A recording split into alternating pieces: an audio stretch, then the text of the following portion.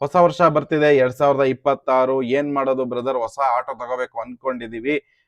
ಏನ್ ನಿಮ್ಮ ಅನಿಸಿಕೆ, ನಿಮ್ಮ ಅಭಿಪ್ರಾಯ? ಯಾಕೆ ಇದ್ರ ಬಗ್ಗೆ ಒಂದು ವಿಡಿಯೋ ಮಾಡ್ತಿಲ್ಲ ಅಂತ ಅಂದ್ಬಿಟ್ಟು ಆಕ್ಚುಲಿ ಹೇಳ್ಬೇಕಂದ್ರೆ ನಾನು ಆಲ್ರೆಡಿ ವಿಡಿಯೋ ಮಾಡಿದ್ದೀನಿ ಗಾಡಿಗಳು ಯಾವಾಗ ಬರ್ತವೆ ಅಂತ. ಬಟ್ ತುಂಬಾ ಜನಕ್ಕೆ ಇರುವಂತಹ ಗೊಂದಲ, ಕನ್ಫ್ಯೂಷನ್ ಏನಪ್ಪಾ ಅಂತ ಅಂದ್ರೆ, ಬ್ರೋ ಬಿಸ್ನೆಸ್ ಇದೆಯಾ, ಅರ್ನಿಂಗ್ಸ್ ಆಗ್ತಿದ್ಯಾ ಅಂತ ಅಂದ್ಬಿಟ್ಟು. ಆಕ್ಚುಲಿ ಹೇಳ್ಬೇಕು ಅಂತಂದ್ರೆ ಈ ಡಿಸೆಂಬರ್ ತಿಂಗಳಲ್ಲಿ ತೀರಾ ಕಡಿಮೆ ಆಯ್ತಾ ಡ್ಯೂಟಿಗಳು. ಮತ್ತೆ ಈಗ ದನದ ಮಾಸ ಕೂಡ ನಡೀತಾ ಇದೆ.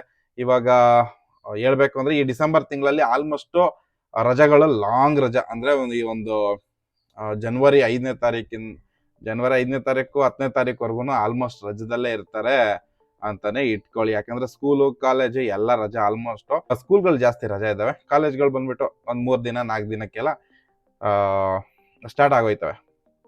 ಸೊ ತುಂಬಾ ಜನಕ್ಕೆ ಇರುವಂತದ್ದೇನು, ಈಗ ಹೊಸ ಆಟೋ ತಗೋಬೇಕಾ ಬೇಡವೋ, ಏನ್ ಮಾಡೋಣ, ಯಾವಾಗ ತಗೋಣ ಅಂತ ಅಂದ್ಬಿಟ್ಟು. ಇವಾಗ ದನದ ಮಾಸ ನಡೀತಾ ಇದೆ, ದನದ ಮಾಸ ಕಳೆದ ಮೇಲೆ ತಗೋಣ, ಯಾಕಂದ್ರೆ ಈ ಟೈಮಲ್ಲಿ ತಗೊಂಡ್ರೆ ಗಾಡಿ ಚೆನ್ನಾಗಿರೋದಿಲ್ಲ ಅನ್ನೋದು ಕೂಡ ಜನಗಳಲ್ಲಿ ಇರುವಂತದ್ದು. ಓಕೆ, ಸೊ ಇವಾಗ ನಾನು ಹೇಳ್ತಿರೋದು ನನ್ನ ಅನಿಸಿಕೆ, ನನ್ನ ಅಭಿಪ್ರಾಯ ನಾನು ತಿಳಿಸ್ಕೊಡ್ತಾ ಇದ್ದೀನಿ ಈ ವಿಡಿಯೋದಲ್ಲಿ.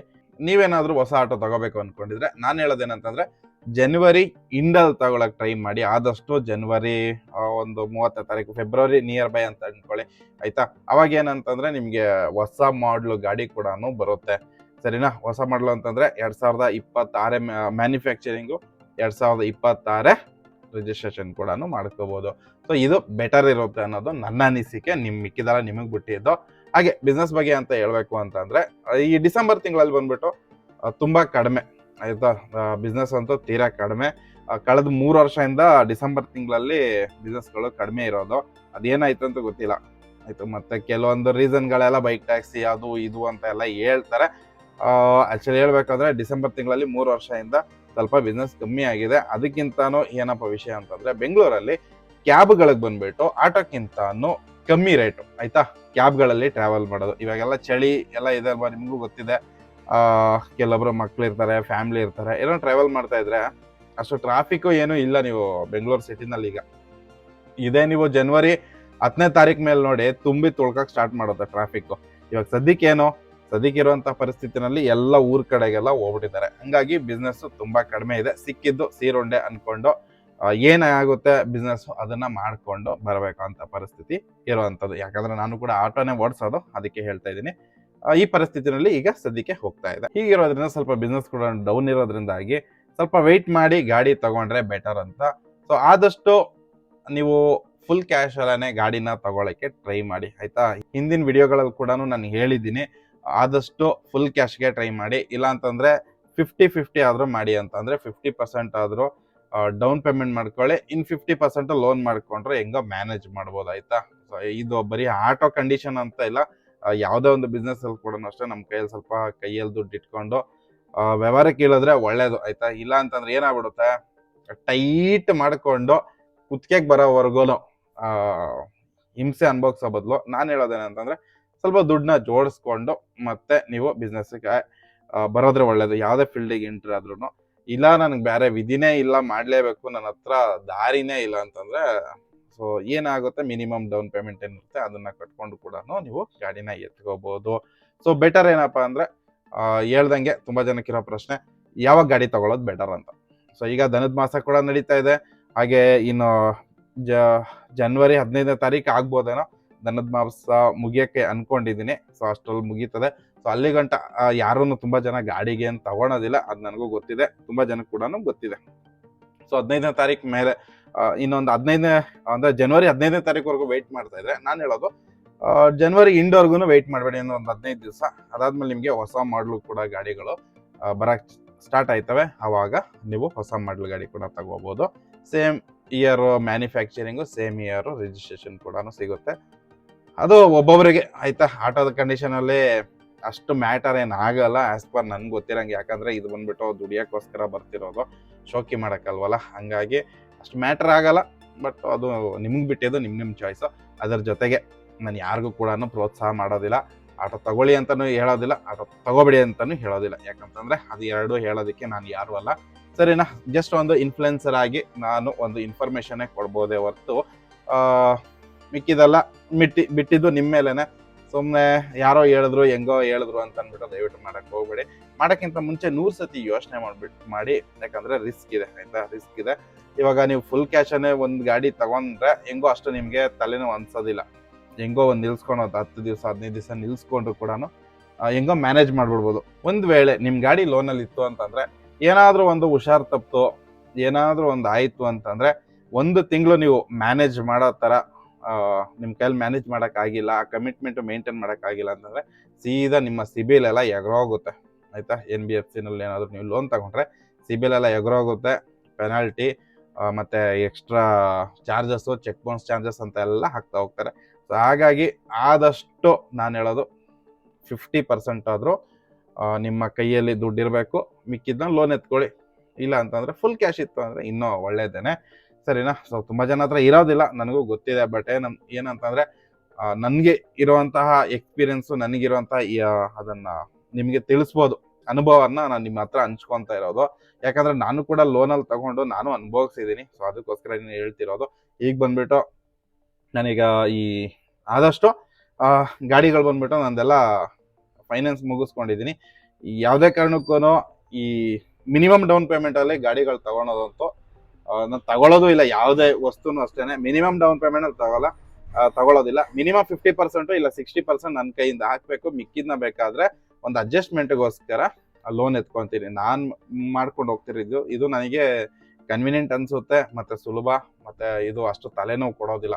ಅದು ಕೂಡ ಅದ್ರ ಜೊತೆಗೆ ಕೆಲವೊಬ್ಬರೆಲ್ಲ ಹೇಳ್ತಾ ಇದ್ದಿದ್ದೇನಂತಂದರೆ, ಇವಾಗ ಬ್ರೋ ನಾವು ಈಗ ಗಾಡಿ ತೊಗೊತಾ ಇದ್ದೀವಿ, 1 ತಿಂಗಳು ಲೋನು ಕಟ್ಟೋಕ್ಕಾಗಲ್ಲ, ಏನೋ ಒಂದು ಹೆಚ್ಚು ಕಡಿಮೆ ಪ್ರಾಬ್ಲಮ್ ಬಂತು, ಏನಾದರೂ ಬಂತು ಅಂತಂದರೆ ಏನು ಮಾಡೋದು ಅಂತ. ನಾನು ಹೇಳೋದೇನಂತಂದ್ರೆ, ನಿಮ್ದು ಏನು EMI ಅಮೌಂಟ್ ಇದೆ ಯಾವತ್ತೂ 1 ತಿಂಗಳು 2 ತಿಂಗಳು EMI ಅಮೌಂಟನ್ನು ನಿಮ್ಮ ಅಕೌಂಟಲ್ಲಿ ಇಡಿ ಆಯಿತಾ. ಅವಾಗ ನಿಮಗೆ ಅಷ್ಟು ಬರ್ಡನ್ ಅನ್ಸಲ್ಲ.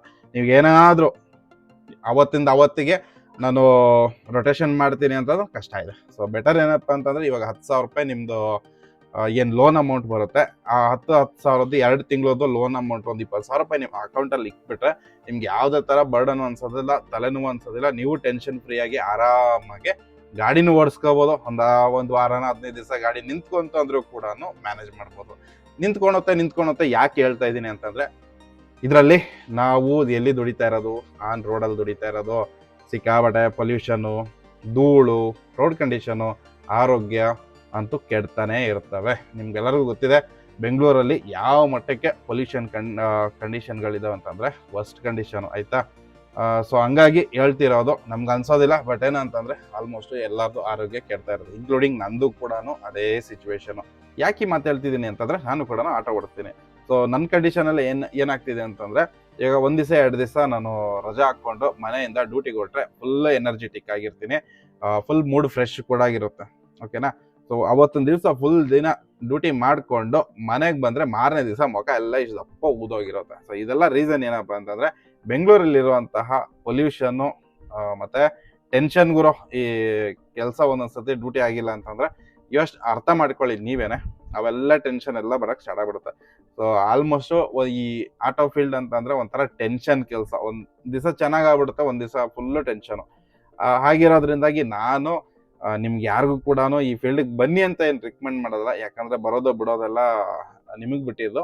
ಈ ಥರ ಎಲ್ಲ ಟೆನ್ಷನು, ತಲೆನೋವುಗಳು ಇದ್ದೇ ಇರ್ತವೆ. ಸೊ ಪ್ರತಿಯೊಂದು ಫೀಲ್ಡಲ್ಲೂ ಕೂಡ ಇದೆ. ಬಟ್ ಏನಂತಂದರೆ, ನಾನು ಆಟೋ ಫೀಲ್ಡಲ್ಲಿ ಇರೋದ್ರಿಂದಾಗಿ ನನ್ನ ಆಟೋ ಬಗ್ಗೆ ನನಗೆ ಎಷ್ಟು ಗೊತ್ತಿದೆ ಅದನ್ನು ನಿಮ್ಗೆ ತಿಳಿಸ್ಬೋದು ಆಯಿತಾ. ತುಂಬ ಜನಕ್ಕಿರುವಂಥದ್ದು ಈಗ ಮೇನ್ ಪ್ರಶ್ನೆ ಏನಪ್ಪ ಅಂತಂದರೆ, ದುಡಿಬೋದಾ ಅಂದರೆ ಅರ್ನಿಂಗ್ಸ್ ಆಗುತ್ತಾ ಆಗಲ್ವಾ, ಇದ್ರ ಬಗ್ಗೆ ಏನು ಹೇಳ್ತೀರಾ ಅಂತ ಅಂದ್ಬಿಟ್ಟು. ಇಲ್ಲಿ ಸ್ಟ್ರಗಲ್ ಪಟ್ಕೊಂಡು ಮಾಡ್ತೀನಿ ಅಂತಂದರೆ ಆಗುತ್ತೆ. ನನಗೆ ಕಂಫರ್ಟಬಲಲ್ಲೇ ಬೇಕು, ನಾನು ಅಂದರೆ ನಾನು ಒಬ್ಬನಿಗೆ ಡ್ಯೂಟಿಗೆ ಬರಬೇಕು ಅನ್ನೋ ಲೆಕ್ಕಾಚಾರದಲ್ಲಿದ್ದರೆ ಇರೋದಿಲ್ಲ. ಮೇಯ್ನ್ ಏನಪ್ಪ ಅಂತಂದರೆ, ಇಲ್ಲಿ ಇವಾಗ ಪೀಕ್ ಅವರ್ ಒಂದು ಬೆಳಗ್ಗೆ ಪೀಕ್ ಅವರ್ 8 ಗಂಟೆ ಮೇಲೆ ಸ್ಟಾರ್ಟ್ ಆಗೋದು. ಪೀಕ್ ಅವರ್ ಅಂತಂದರೆ ನನ್ನ ಲೆಕ್ಕದಲ್ಲಿ ಒಂದು 7 ಗಂಟೆಯಿಂದ ಒಂದು 11 ಗಂಟೆವರೆಗೂ ಡ್ಯೂಟಿಗಳು ಬರ್ತವೆ ಆಯಿತಾ. 11 ಗಂಟೆಯಿಂದ ಒಂದು 3-4 ಗಂಟೆವರೆಗೂ ಏನೋ ಡ್ಯೂಟಿಗಳು ಬರಲ್ಲ. ಸ್ಕೂಲ್ ಡೇಸ್ ಇತ್ತು ಅಂತಂದರೆ, ನಿಯರ್ ಬೈ ಯಾವುದೋ ಸ್ಕೂಲ್ ಇತ್ತು ಅಂತಂದರೆ ಒಂದು 2:30-3 ಗಂಟೆ ಈಗ ಸ್ಕೂಲು ಕಾಲೇಜ್ಗಳಿರ್ತಾವ್ರ, ಅಲ್ಲಿಂದ ಒಂದು 2 ಗಂಟೆ 3 ಗಂಟೆಗೆ ಈ ಸ್ಕೂಲ್ ಬಾಡಿಗೆಗಳು ಸಿಗ್ತವೆ. ಅಲ್ಲೊಂದು 100-200 ರೂಪಾಯಿ ಮಾಡ್ಕೋಬೋದು ಅಂದ್ಕೊಳ್ಳಿ. ಒಂದು 4 ಬಾಡಿಗೆ ಹೊಡೆದ್ರೆ 50-50 ರೂಪಾಯಿ ಹಂಗೆ. ನಾರ್ಮಲಾಗಿ ಆನ್ಲೈನ್ ಅಪ್ಲಿಕೇಶನ್ ಎಲ್ಲ ಕೊಡೋದು ಬಂದ್ಬಿಟ್ಟು 49 ರೂಪಾಯಿ. ಆಲ್ಮೋಸ್ಟ್ ಎಲ್ಲರಿಗೂ ಗೊತ್ತಿರುತ್ತೆ. 50 ರೂಪಾಯಿ, 56 ರೂಪಾಯಿ, 51 ರೂಪಾಯಿ, 49 ರೂಪಾಯಿ ಈ ಥರ ಸಿಗುತ್ತೆ. ಇದರಲ್ಲಿ ಡ್ಯೂಟಿ ಮಾಡ್ಕೊಂಡ್ರೆ ಒಂದು 200 ರೂಪಾಯಿ, 300 ರೂಪಾಯಿ ಹೊಡಿಬೋದು. ಏನೋ ಟೈಮ್ ಚೆನ್ನಾಗಿತ್ತು ಅಂತಂದರೆ ಒಳ್ಳೆ ಲಾಂಗ್ ಬಾಡಿಗೆ ಯಾವ್ದಾದ್ರು ಸಿಕ್ಬೋದು. ಅವತ್ತೊಂದು ದಿವಸಕ್ಕೆ ಒಂದು ಅಂದರೆ ಡ್ಯೂಟಿ ಬಾಡಿಗೆ ಅವತ್ತೊಂದು ದಿವಸ ಅಡ್ಜಸ್ಟ್ ಆದಂಗೆ ಸೆಟ್ ಆದಂಗೆ ಅನಿಸುತ್ತೆ ಆಯಿತಾ, ಬಾಡಿಗೆ ಸೆಟ್ ಆದಂಗೆ ಆಗುತ್ತೆ. ಅದು ಬಿಟ್ರೆ ಮಿಕ್ಕಿದ್ದು ಸಾಯಂಕಾಲ ಒಂದು 4 ಗಂಟೆಯಿಂದ ಒಂದು ರಾತ್ರಿ 9 ಗಂಟೆವರೆಗೂ ಡ್ಯೂಟಿ ಬರುತ್ತೆ ಅಂದ್ಕೊಳ್ಳಿ. ಅಷ್ಟೇ. ಏನಾದರೂ ಇರೋ ಸ್ವಲ್ಪ ಏನು ಎಫರ್ಟ್ ಹಾಕ್ಬಿಟ್ಟು ಪರವಾಗಿಲ್ಲ, ನೋಡೋಣ ಒಂದು ಚಾನ್ಸ್ ಹೊಡೆಯೋಣ, ಏನಾದರೂ ಸಿಕ್ಕಿದ್ರು ಪರವಾಗಿಲ್ಲ, ನಮ್ಮ ಮನೆ ಕಡೆ ಬಿಟ್ಟು ಬೇರೆ ಆಪೋಸಿಟ್ ಡೈರೆಕ್ಷನಲ್ಲಿ ಸಿಕ್ಕಿದ್ರು ಕೂಡ ಹೋಗಿ ಬರ್ತೀನಿ, ಹೋದರೆ ಹೋಯ್ತು ನನಗೊಂದು 50 ರೂಪಾಯಿ ಖರ್ಚು ಹೋದ್ರೂ ಪರವಾಗಿಲ್ಲ ಅನ್ನೋ ಲೆಕ್ಕಾಚಾರದಲ್ಲಿದ್ದರೆ ಒಂದು ಮಟ್ಟಿಗೆ ಅದು ಕೂಡ ಡ್ಯೂಟಿ ಮಾಡ್ಕೊಂಬರ್ಬೋದು. ಒಂದು ರಾತ್ರಿ ಒಂದು 10:30, 11 ಗಂಟೆವರೆಗೂ ಡ್ಯೂಟಿ ಮಾಡ್ಬೋದು. ಡ್ಯೂಟಿಗಳು ಬರ್ತಿದೆಯಾ ಇಲ್ವಾ ಅಂತಂದರೆ ಪೀಕ್ ಅವರಲ್ಲಿ ನಡೀತಾ ಇದೆ, ನಾನ್ ಪೀಕ್ ಅವರಲ್ಲಿ ನಡೀತಾ ಇಲ್ಲ. ಆಟೋಗಳಕ್ಕಿಂತನೂ ಕ್ಯಾಬ್ಗಳಿಗೆ ರೇಟು ಕಡಿಮೆ ಇರೋದ್ರಿಂದಾಗಿ ಆದಷ್ಟು ಜನ ಪ್ರಿಫರ್ ಮಾಡೋದೇನಪ್ಪ ಅಂದರೆ ಕ್ಯಾಬು. ಸೊ ಈ ಅಗ್ರಿಕೇಟರ್ ಕಂಪ್ನಿಗಳಲ್ಲಿ ಇದೇ ಒಂದು ಗೋಲ್ ಇರೋದು. ಸೊ ಏನು ಸಂಘಟನೆಗಳಿದ್ದಾರೆ ಅವ್ರು ಯಾರು ತಲೆನೇ ಕೆಡಿಸ್ಕೊಂತ ಇಲ್ಲ. ಈ ಆಟೋಗೆ ಏನಿದೆ ಅದೇ ರೇಟ್ ಸಿಕ್ಕಿದ್ರೆ ಚೆನ್ನಾಗಿರುತ್ತೆ. ಇವಾಗ ಏನಾಗ್ತಿದೆ, ಈ ಅಗ್ರಿಕೇಟರ್ ಕಂಪ್ನಿಯವರೆಲ್ಲ ಬಂದ್ಬಿಟ್ಟು ಆಟೋಗಳಿಗೆ ಹಳೆ ರೇಟ್ ಏನಿದೆ ಇವಾಗ 15 ರೂಪಾಯಿ ಕಿಲೋಮೀಟರ್ ಆ ಥರ ಕೊಡ್ತಿದ್ದಾರೆ, 18 ರೂಪಾಯಿ ಕಿಲೋಮೀಟರ್ನು ಕೊಡ್ತಾ ಇಲ್ಲ. ಒಂದ್ಸತಿ ಡಿಮ್ಯಾಂಡ್ ಇಲ್ವಾ, ಯಾವ್ದಾದ್ರು ಒಂದು ಜಾಗಕ್ಕೆ ಹೋಗ್ತಾ ಇಲ್ಲ ಅಂತಂದ್ರೆ ಆ ಜಾಗಕ್ಕೆ ಅವನು ಕರೆಕ್ಟ್ ಮೀಟರ್ ರೇಟ್ ಕೊಡ್ತಾನೆ. ಇವಾಗ ಎಲ್ಲಾ ಕಡೆಗೆ ಅಂದ್ರೆ ಪಾಸ್ ಆಗ್ತಾರೆ, ಸ್ವಲ್ಪ ಬಿಸಿ ಇರೋ ಏರಿಯಾ ಎಲ್ಲಾದ್ರೂ ಡ್ಯೂಟಿ ಸಿಗುತ್ತೆ ಅನ್ನೋ ಏರಿಯಾ ಕಡೆಗೆ ಹೋಗ್ಬೇಕು ಅಂತಂದ್ರೆ ಆಟೋಗಳಿಗೆ ಇರುವಂತ ಅಂದ್ರೆ ಡ್ಯೂಟಿಗಳು ಸಿಗ್ತಾವಲ್ಲ ಆ ಏರಿಯಾಗೆ ಏನಾದ್ರು ಅದೇ ಏರಿಯಾ ಕಡೆಗೆ ಬಾಡಿಗೆ ಸಿಕ್ತಿದ್ರೆ ಯಾವುದೇ ಕಾರಣಕ್ಕೂ ಅವನು ರೇಟ್ಗಳನ್ನ ಕರೆಕ್ಟಾಗಿ ಕೊಡ್ತಿಲ್ಲ. 16 ರೂಪಾಯಿ, 16 ರೂಪಾಯಿ, 15 ರೂಪಾಯಿ ಈ ತರ ಕಿಲೋಮೀಟರ್ಗಳಲ್ಲಿ ಈ ಅಗ್ರಿಕೇಟರ್ ಕಂಪ್ನಿಯವರು ಕೊಡ್ತಿರೋದು. ಪ್ರಾಬ್ಲಮ್ ಎಲ್ಲಪ್ಪ ಇರೋದು ಅಂತಂದ್ರೆ ಆಟೋಗಳಿಗಿಂತನೂ ಕ್ಯಾಬ್ಗಳಿಗೆ ರೇಟ್ ಕಡಿಮೆ ಇದೆ. ಸೊ ಹಂಗಾಗಿ ಏನಾಗ್ತಿದೆ, ಆಟೋಗಳಿಗೆ ಬಾಡಿಗೆ ಸಿಗ್ತಿಲ್ಲ. ಆದಷ್ಟು ಜನ ಏನ್ ಪ್ರಿಫರ್ ಮಾಡ್ತಿದ್ದಾರೆ ಕ್ಯಾಬ್ ಕಡೆಗೆ ಹೋಗೋದಕ್ಕೆ. ಸರಿನಾ, ಈಗ ಕಿಲೋಮೀಟರ್ಗೆ 18 ರೂಪಾಯಿ ಕೊಡ್ಬೇಕು ಇದರಲ್ಲಿ ಆಟೋದಲ್ಲಿ, ಅದೇ ಸೇಮ್ 12 ರೂಪಾಯಿ, 14 ರೂಪಾಯಿ, 12 ರೂಪಾಯಿ, 13 ರೂಪಾಯಿ, 10 ರೂಪಾಯಿ ಕಿಲೋಮೀಟರ್ಗೆ ಕ್ಯಾಬ್ ಅವರು ಆಪರೇಟ್ ಮಾಡ್ತಿದ್ದಾರೆ. ಹಂಗಾಗಿ ಆಟೋದವ್ರಿಗೆ ಹೊಡೆತ ಬೀಳ್ತಿದೆ. ಇದು ಸಂಘಟನೆಯವರು ಸ್ವಲ್ಪ ಗಮನಿಸಬೇಕು, ಯೋಚನೆ ಮಾಡಬೇಕು ಆಯ್ತಾ, ಇದ್ರ ಬಗ್ಗೆ ಧ್ವನಿ ಎತ್ತಬೇಕು. ಬೆಂಗಳೂರಲ್ಲಿ ಸಂಘಟನೆಗಳು ಇದಾವೋ ಇಲ್ವೋ ಅಂತಾನೆ ಗೊತ್ತಾಗಲ್ಲ, ಆ ತರ ಇರುವಂತದ್ದು ಇವಾಗ ಸದ್ಯಕ್ಕಿರುವಂತಹ ಪರಿಸ್ಥಿತಿನಲ್ಲಿ. ಕೆಲವೊಂದ್ ಕಡೆ ಎಲ್ಲ ನಡೀತಾ ಇದೆ ಧರಣಿ, ಅವು ಇವು ಸ್ಟ್ರೈಕ್ ಎಲ್ಲ. ಬಟ್ ಏನಂತಂದ್ರೆ ಇದಕ್ಕೊಂದು ಸ್ಟ್ರಿಕ್ಟ್ ಆಗಿ ಯಾರು ಕೂಡ ಸಂಘಟನೆಯವರು ಆಕ್ಷನ್ ತಗೊಂತಿಲ್ಲ ಅನ್ನೋದೇ ಬೇಜಾರಾಗುವಂತಹ ವಿಷಯ. ಸರಿನಾ, ಸೊ ಈ ತರ ಇರೋದ್ರಿಂದಾಗಿ ಸ್ನೇಹಿತರೆ ಆಟೋಗಳಿಗೆ ಸ್ವಲ್ಪ ಬುಕ್ಕಿಂಗ್ಸು ಬರ್ತಿರೋದು ಕಡಿಮೆ. ಯಾಕಂತಂದ್ರೆ ಆಟೋದಲ್ಲಿ ಬರುವಂಥ ಕಸ್ಟಮರು ಕ್ಯಾಬ್ ಕಡೆಗೆ ಪ್ರಿಫರ್ ಆಗ್ತಿದ್ದಾರೆ. ಈಗ ಅಗ್ರಿಕೇಟರ್ ಕಂಪ್ನಿಯವರೆಲ್ಲ ಬಂದ್ಬಿಟ್ಟು ಇರಾಬರ ಗಾಡಿಗಳನ್ನೆಲ್ಲ ಕ್ಯಾಬ್ಗಳನ್ನ ಅಟ್ಯಾಚ್ ಮಾಡ್ಕೊಂಡಿದ್ದಾರೆ. ಕೆಲವೊಂದು ಫ್ಲೀಟ್ ಕಂಪ್ನಿ ಅವು ಆ ಗಾಡಿ ಓಡಬೇಕು, ಆ ಗಾಡಿ ಸವಾಯ್ ಮಾಡಬೇಕು, ಅದರಲ್ಲಿ ಇರುವಂತಹ ಡ್ರೈವರ್ ಏನು ತಗೊಂಡಿದ್ದಾರೆ ಅವರು ಕೂಡ ಬಿಸ್ನೆಸ್ ಆಗಬೇಕು ಅಂತ ಅಂದರೆ, ಅವರು ಉಳಿಬೇಕು ಅಂತ ಅಂದರೆ ಈ ಫ್ಲೀಟ್ ಕಂಪ್ನಿಯವರಾಗಿರಲಿ ಅವ್ರಿಗೆ ಬಿಸ್ನೆಸ್ ಕೊಡಲೇಬೇಕು. ಆ ರೀಸನಿಂದ ಏನಾಗ್ತಿದೆ, ಕಡಿಮೆ ಮಾಡು ಕೊಡು ಅವ್ರಿಗೆ ಡ್ಯೂಟಿ ಆಯಿತಾ. ಆಟೋಗಿಂತ ಕಡಿಮೆ ತೋರಿಸು, ಅಲ್ಲಿಗೆ ಡ್ಯೂಟಿ ಅವ್ರಿಗೆ ಕೊಡು.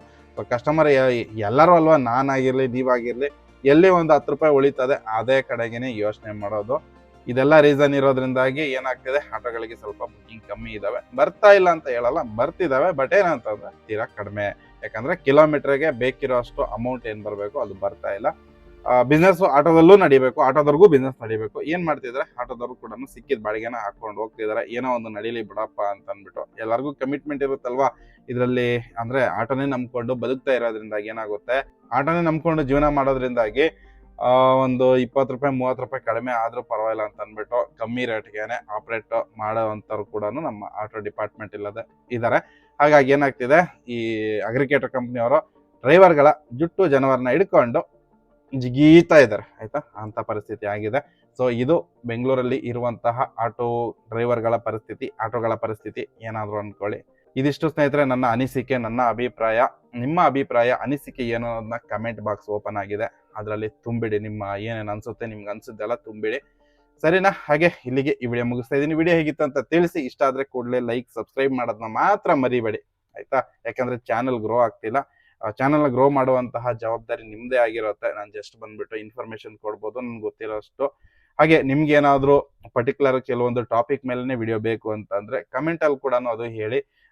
ನಾನು ಕೂಡ ಅದ್ರ ಬಗ್ಗೆ ಕೂಡ ವಿಡಿಯೋ ಮಾಡಿ ಹಾಕಕ್ಕೆ ಟ್ರೈ ಮಾಡ್ತೀನಿ.